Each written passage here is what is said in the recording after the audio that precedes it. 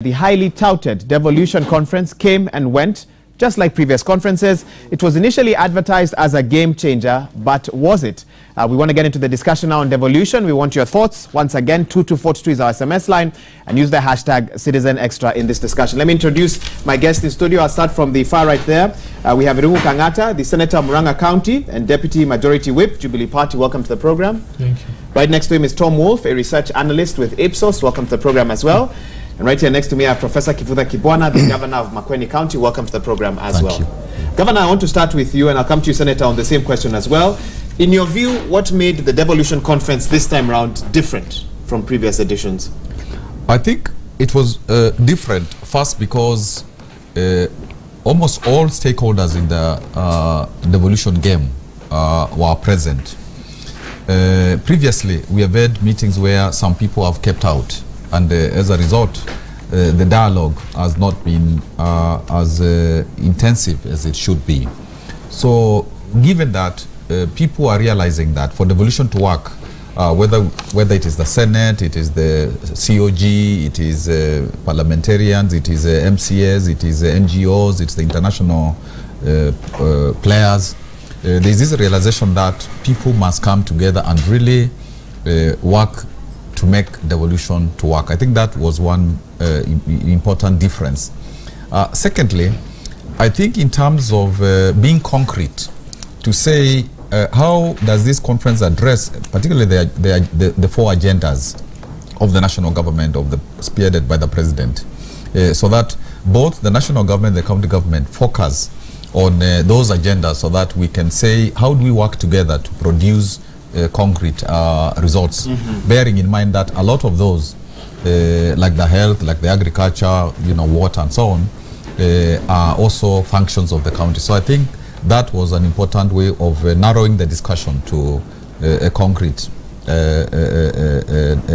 dialogue. And lastly, I think that when people now begin to say that we want a consensus society, we want a society where we are agreeing to work together, regardless of the political parties, whether people are NASA, people are Jubilee, and so on. I think if that is deepened, that we are more or less achieving an informal government of national unity. If that is entrenched, and of course people will there always will be opposition to say that is not right and whatever is right. So for me, I am encouraged that we are going the right way in terms of making sure that our devolution works. Senator, you've heard some of the things he's mentioned that indicated to him that this conference this time around was different. Do you agree? Do you say that Kenyans can expect a marked improvement in how devolution matters are handled moving forward because of some of the issues that were raised in the devolution conference? Yes, there were two main new things in this devolution conference. Number one, in terms of preparations, it was quite a participatory process. For instance, Senate, the ministry that is in charge of devolution, that ministry was quite engaged in the preparation, and also the Senate for the first time. Even in terms of the speakers, we saw senators coming there giving their views, which is a first. Number two, and quite most importantly, the focus. We saw a focus that was clearly set out to ensure it goes in tandem with the government priorities, which for now we are talking of the so-called items number 4, the 4 items, which are being championed by the national government. So on those two notions, that is the process, which is quite inclusive, and also in terms of the focus on certain specific areas. To me, it was quite a productive conference. Okay. Tom, let's broaden this discussion. Your firm's research gives an indication every year or every so often on the biggest problems facing Kenyans at the moment. Sadly, these problems are all too familiar. We've heard of them before, from many years ago. It was hoped that devolution would deal with some of these issues, and since Kenyans still consider these issues a major part of their lives today, does that mean that devolution A isn't working, or B isn't working as quickly as had been hoped, or were Kenyans too naive in believing that devolution would be the silver bullet that would kill the vampire of issues like poverty which have affected this country for many years? I know Let me give you a minute to wrap your thoughts around. Well, I'm just looking at the results you referred to of our usually quarterly surveys over the last 4 years. And from one survey to the next, the questions are not always identical. There are different issues that arise. But there's one question that we have been asking after several of the questions about devolution, which vary, and that is altogether, do you support devolution? And if I go back to, it's almost 4 years now, the end of November, end of 2014 in November, where overall 69% said they support devolution, and now that figure is up to 84%, which is like a 17% increase. Okay. So, I think in 2013, when we were still basking somewhat in the euphoria of the new constitution, I think many people had unrealistic expectations that overnight these counties could perform a number of functions, not all of which are necessarily in sync for each other. I mean, one is to dilute political power nationally altogether, so there wouldn't be such a life or death struggle for the presidency, give more political identity to local interests without magnifying tensions or competition at the county level, especially ones which are more multi-ethnic or multi-religious or whatever. And I don't think there was, from what I've seen, enough appreciation of the, I mean, my friends here would know much better than I, the almost overwhelming burdens of what these counties inherited in terms of local government staff, how to deal with all the people in provincial administration who maybe they didn't have to pay for, but these are people who still have, and I think up till now, responsibilities in some of these areas, and what are they supposed to be doing?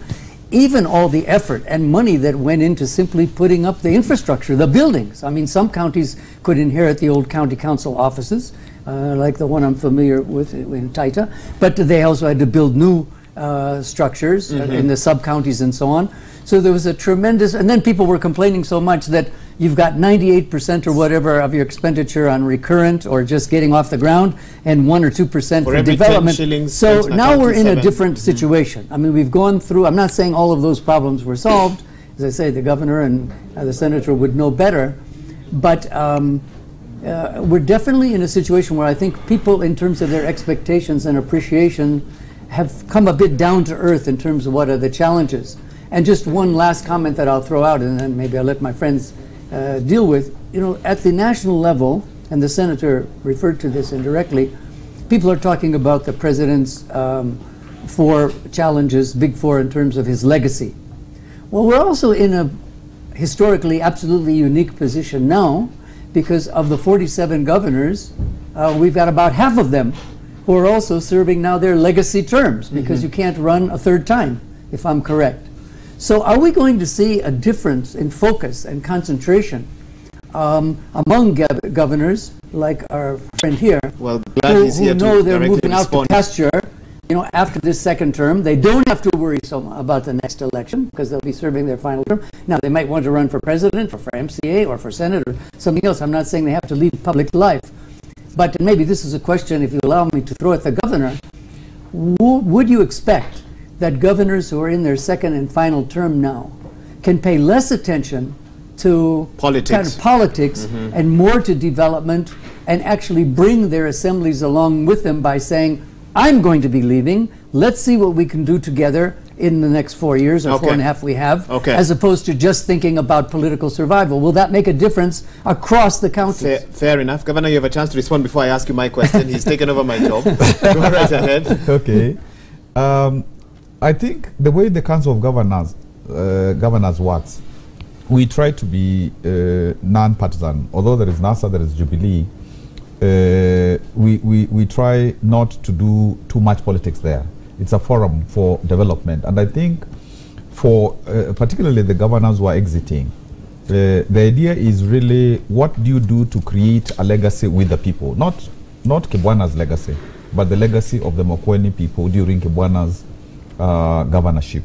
Because that's the local level, and the local level you have to involve those people there so that they feel we have done it together. And even as we focus on the 4 agendas, there will also be domestication so that one can say this is what is most critical here. Like in Makueni, the water agenda is very, very critical. Water and food security. So I expect that to happen, so that there is a domestication of the big four, so that each county perhaps has the way of another way of entrenching its own legacy. But I also have to say that particularly for maybe all of us, not just the 22 who came back, but for all of us, we have to incorporate our deputies, because actually sometimes the deputies don't have a lot of work. So we have to incorporate them, even as some want to become governor after us, we have to incorporate them so that they feel, even in the meeting, there wasn't a lot of mention about them and they didn't participate as much. Although the deputy president did speak about it at some point. At some point. I think that's an important aspect, so that we also use their expertise, you know, and they are a pivot as well of devolution. You've spoken about the key issues affecting Makueni. Senator, I'm coming to you shortly.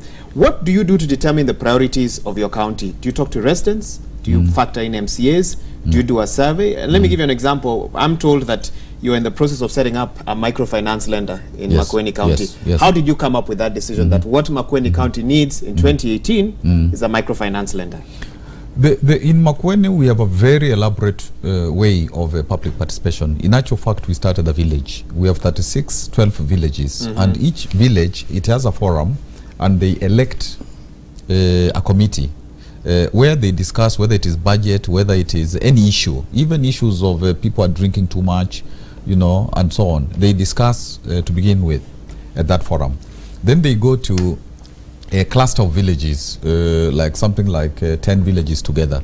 There's another forum there. Even when they are deciding who to give bursaries, it's their decision. It's not our decision. They tell us which kids don't have money, are orphaned, and so on. Even when we are giving some loans of 3% administrative just in costs, again they tell us who deserves and who will pay back, and so on and so forth. So these decisions that we take, even universal health care, even, you know, developing a fruit processing plant and so on, and the microfinance bank, which is almost about to be rolled out, those are things that we are told by our people. Those are things that you're told by your people. So they don't need to hire us to do a survey. They know from their village committees. Senator, let me come to you. And there's a question that's come in. Someone here called Peterson M says, I would like to ask Honorable Kangata, how sure is he that his members came to the conference because they are focused, or was it just a show-off or personal interest? One key issue I was waiting to hear about was agriculture. The only update I felt I got from the conference was of how a dam will be done. And my question is, what will happen after the rains? So they thought agriculture would be a big talking point in the conference, and they feel they didn't quite get that. Let me get your thoughts on those who may have felt disappointed by the lack of what they felt were key points at the conference. Of course, one, this is a very short conference. It's only held between Tuesday, Wednesday, and Thursday, 3 days only. So you cannot be able to discuss everything under the sun. So you needed to have what we call a focus. What are you talking about? And for now, which is quite important, we need to assist the national government to assist to achieve what it wants for this period, that is between 2017 and 2022, which is the 4 items. And therefore, it was quite important at this early stage to bring counties to speed with the national government agenda. Noting this agenda, incidentally, there's a lot of role under the Constitution that counties will play. Take, for instance, the issue of healthcare. The national government cannot be talking about universal health care without involving the counties. There is the issue of food production. Food production is also an agricultural issue, and by the way, it was also discussed, but from that context. You cannot talk about housing without involving also counties. So therefore, number one, we had a focused item. Number two, agriculture was discussed, but within that context of food production. Food security and food production. Now, there's an issue that has been raised by WOF, a question that was asked to Governor Kibwana, as to the fact that you have been re-elected again. There may be some likelihood that you will act better, you focus more on economic issues. You have a fewer distractions. But on the other hand, I think there are usually two sets of incentives that a re-elected governor can get. On one hand, he can decide, yes, I want legacy, but on the other hand, I am aware there are those who can become more lethargic because they know at the end of the day, they won't be judged. there's no one to judge me. So I don't know, maybe you need to do a survey on that to establish what are the motivations of the second timers. What are, in any, again also, there's also maybe a third incentive. There are those who want to upgrade. Maybe that can be a better incentive for those who want to upgrade, because they would still want to retain a positive rating within their counties. But probably that's an issue you can raise. I'll give him a chance to respond to that. I want a brief comment from you on accountability. It is a big issue that came up. In fact, the Senate Public Accounts and Investment Committee Chair Moses Kajwang criticized governors for snubbing committee summons. But you know, Governor Kibwana stood out. I'm told whenever you're summoned, you go and hand over all the other documents. But it seems that he's the odd one out, or one of the few that actually do that. Do you feel issues of accountability were dealt with properly? I know Honorable Raila spoke about them. I know the Deputy President spoke about them as well. But where are we with keeping governors accountable? The Constitution grants Parliament powers which are like those of the High Court when it comes to the issue of summoning witnesses. So therefore, anyone who is summoned by the Senate or even the National Assembly, by law, must attend, failure to which action can be taken for failing to attend Senate or even the National Assembly. What sort of action will be taken beyond this discussion in studio? What sort of action can be taken in reality so that Kenyans feel that when Senate summon a governor, it's a serious matter? Of course, you have to look at the procedures. What happens in the court, which it may be deemed like contempt, and contempt is punishable by criminal law. And there are instances where reports have been made by Parliament to police and action has been taken for people who are refusing to honor summons by Parliament. Okay. So it is possible punitive and criminal sanction can be meted against people refusing to adhere to summons. As to general issues of accountability, I think Senate is an important organ, because one of the role of a senator is to oversight. And therefore, we as a Senate will still continue to play that. And I think governors also to appreciate that we are not being antagonistic. Once the Auditor General prepares his reports, he prepares them, he does not make final recommendations. In fact, he recasts his recommendation in such a manner that he's asking now Parliament to take over the matter, to get seize of the matter, and then proceed to make a determination. The committee will then come interrogate you as a governor, and then finally the committee will bring its recommendation to the plenary. The plenary then will make a resolution. And more often than not, those resolution will be either recover this or this person should be prosecuted. Okay. We make a recommendation. Okay.